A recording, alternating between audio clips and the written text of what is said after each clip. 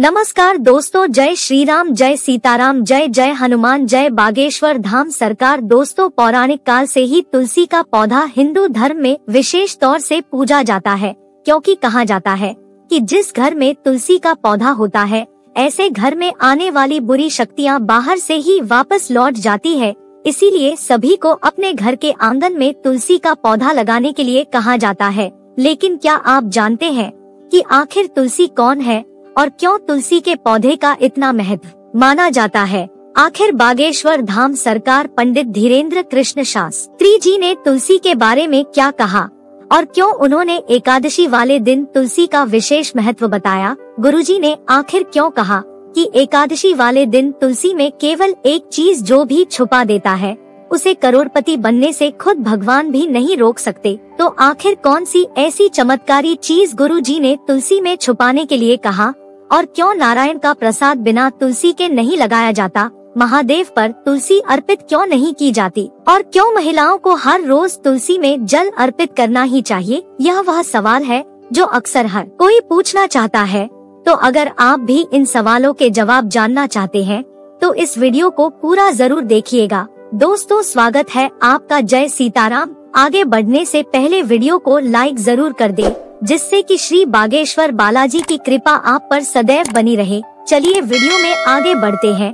दोस्तों, अगर आप एक महिला हैं और आपके घर में भी तुलसी का पौधा है और आप उसकी पूजा सेवा करती हैं, तो आपके घर में कभी भी कोई बीमारी, कोई मुसीबत और किसी तरीके की नकारात्मक ऊर्जा प्रवेश कर ही नहीं सकती, क्योंकि तुलसी माता आपके घर में प्रवेश करने वाली सभी नकारात्मक ऊर्जाओं को अपने ऊपर ले लेती है और वापस उन्हें घर से बाहर कर देती है। तो चलिए सबसे पहले आपको बता देते हैं कि आखिर तुलसी का इतना महत्व क्यों माना जाता है और तुलसी आखिर कौन थी जो विष्णु जी बिना तुलसी के भोग स्वीकार नहीं करते। तो दोस्तों, यह कहानी द्वापर युग की है, जब तुलसी एक पतिव्रता नारी थी जिसका जन्म वृंदा के रूप में हुआ था।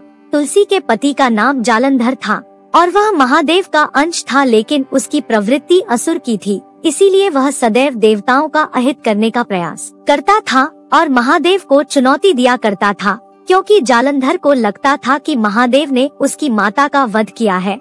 ऐसे में जालंधर की पत्नी वृंदा के पतिव्रत धर्म की शक्ति इतनी थी कि जब तक वृंदा अपने पतिव्रत धर्म में लीन रहती थी, उसके पति को कोई भी हरा नहीं सकता था। कहा जाता है कि जब जालंधर देवताओं से युद्ध करने गया था, तब वृंदा ने यज्ञ करने का संकल्प लिया और कहा जाता है कि जब तक वृंदा इस यज्ञ को कर रही थी, तब तक उसके पति जालंधर की शक्ति लगातार बढ़ती जा रही थी और देवताओं के लिए उसे हराना नामुमकिन हो गया था। ऐसे में द्वापर युग में श्री कृष्ण ने जालंधर के आतंक से परेशान देवताओं को बचाने के लिए जालंधर को मारने की युक्ति बनाई। उन्होंने वृंदा के पतिव्रत धर्म को तोड़ने का निश्चय किया और स्वयं जालंधर का रूप धारण करके वृंदा के सामने पहुँच गए।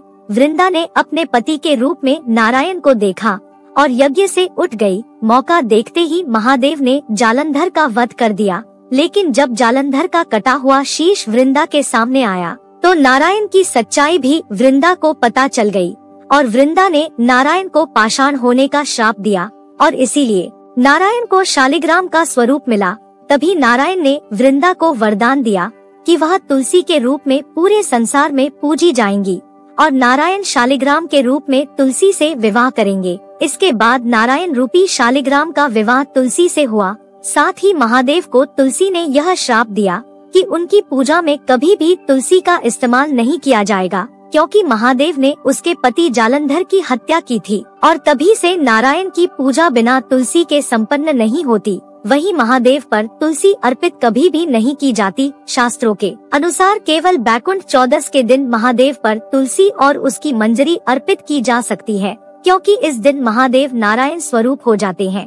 दोस्तों, यह तो थी तुलसी की उत्पत्ति की कहानी। नारायण के वरदान के कारण ही तुलसी आज संसार में पूजनीय है और हिंदू धर्म को मानने वाले प्रत्येक घर परिवार में तुलसी का पौधा आवश्यक रूप से लगा होता है। इसी के साथ आपको यह भी बता देते हैं कि एकादशी और रविवार वाले दिन तुलसी को भूल से भी स्पर्श नहीं किया जाता, न ही तुलसी में जल अर्पित किया जाता है, क्योंकि माना जाता है कि एकादशी और रविवार वाले दिन तुलसी माता नारायण की सेवा में रहती है और ऐसे में अगर उनकी पूजा में कोई विघ्न डालता है तो उसे माता तुलसी के क्रोध का भागी होना पड़ता है।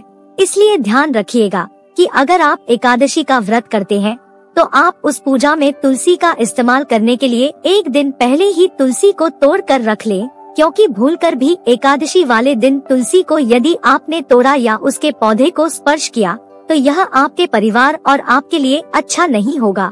आपको तुलसी का श्राप भी लग सकता है। दोस्तों, इसी के साथ गुरुजी ने महिलाओं को तुलसी सेवा करने के 2 नियम भी बताए। गुरुजी कहते हैं कि तुलसी माता की जल सेवा और मंजरी सेवा शास्त्रों में बताई गई है।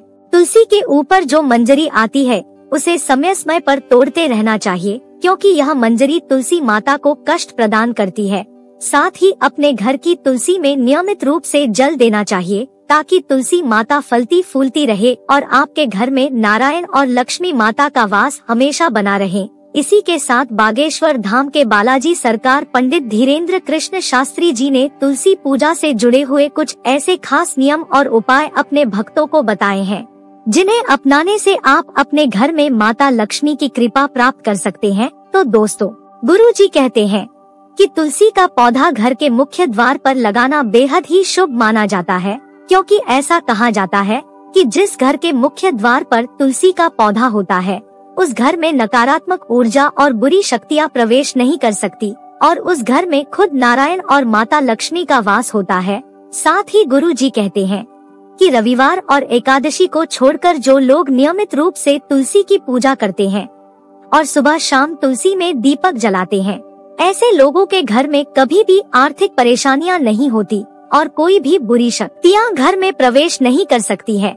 इसके अलावा गुरुजी कहते हैं कि बिना नहाए भी महिलाओं को तुलसी की सेवा बिल्कुल नहीं करनी चाहिए। जब आप स्नान आदि से निवृत्त होकर शुद्ध हो जाए तभी तुलसी को स्पर्श करना शुभ होता है। इसके अलावा जिस घर में तुलसी फलती फूलती रहती है उस घर का वंश लगातार आगे बढ़ता रहता है और उस घर की आर्थिक स्थिति भी मजबूत हो जाती है।